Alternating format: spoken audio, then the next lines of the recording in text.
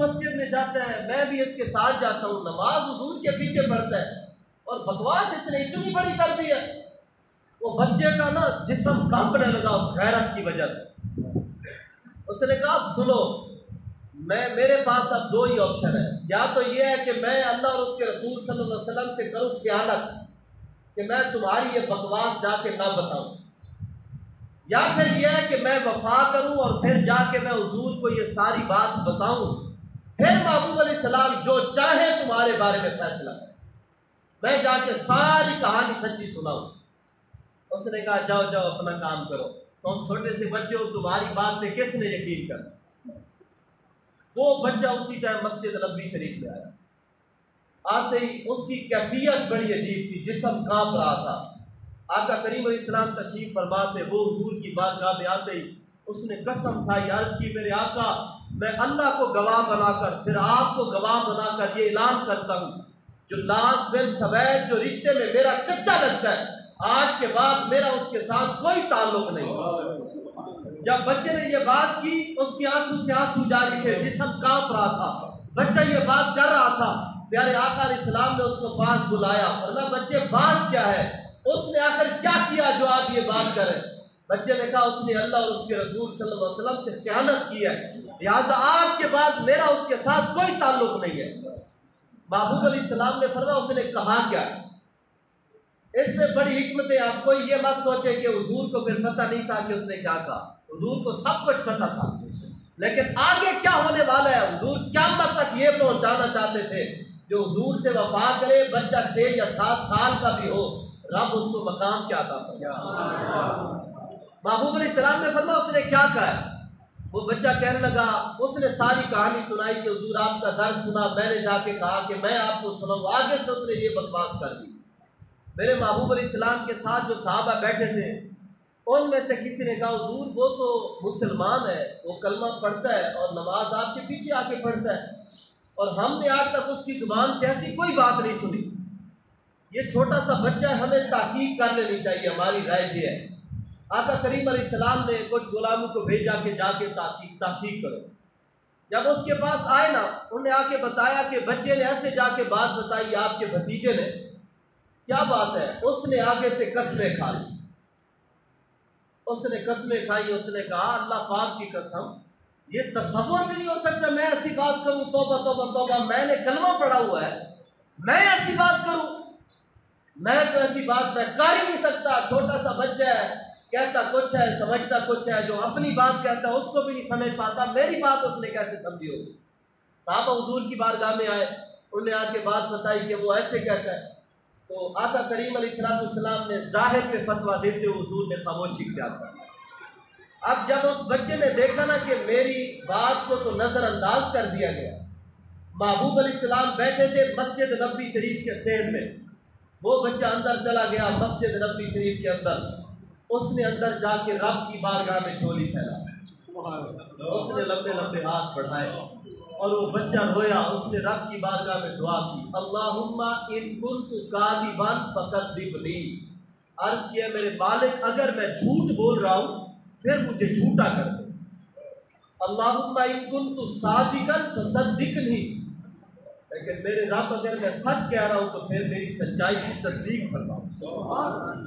बच्चा ये दुआ कर रहा था और रो भी रहा था, उधर से जिब्राइल मेरे महबूब की बारगाह में रब का कुरान ले गया। ये सूरह तौबा की आयात नाज़िल है। अल्लाह ताला ने फरमाया यहलिफूना बिल्लाहि मा क़ालू, फरमाया मेरे महबूब वो कसमें खाते हैं कि उन्होंने ऐसा कुछ नहीं कहा। वलक़द क़ालू कलिमतल कुफ़्र, फरमाया उन्होंने कलमा कुफ़्र पका, उन्होंने कलमा कुफ़्र कहा है। व काफ़रू बाद इस्लामिहिम, वो जो कह रहे हैं ना हम कलमा पढ़ते हैं नमाज पढ़ते हैं, फरमाया वो इस्लाम लाने के बाद दोबारा काफिर हो चुके हैं। उन्हें कलमा कुफ्र का कसमें खाते हैं कि उन्हें ऐसा कुछ नहीं कहा, फरमाया उन्हें कलमा कुफ्र कहा है और इस्लाम लाने के बाद काफिर हो चुके हैं। मेरे नबी अलैहिस्सलाम ने उस बच्चे को बुलाया, हुजूर ने दोनों बाहें खोल ली उसके, महबूब अलैहिस्सलाम ने सीने से लगाया, फरमाया खुशखबरी है तुम्हारे लिए कि अर्श मुअल्ला के पार से मेरे रब ने तुम्हारी तस्दीक फरमा दी। बच्चा 7 साल का भी हो, वफा हुजूर से करे। ये नौजवान बाकी सारे क्रिकेट के मैदानों में इकट्ठे हो जाते हैं, यार कभी दीन के लिए तुम इकट्ठे हुए हो, बाकी कामों के लिए भी तो हो जाते हैं ना। आप जितने मेरे सामने बैठे हैं, बिलखुसूस नौजवान या इस पूरे गुज्जे की इलाके के नौजवान, वहां तक मेरा पैगाम पहुंचाए, यार नौजवान कभी दीन के लिए जमा हो जाए।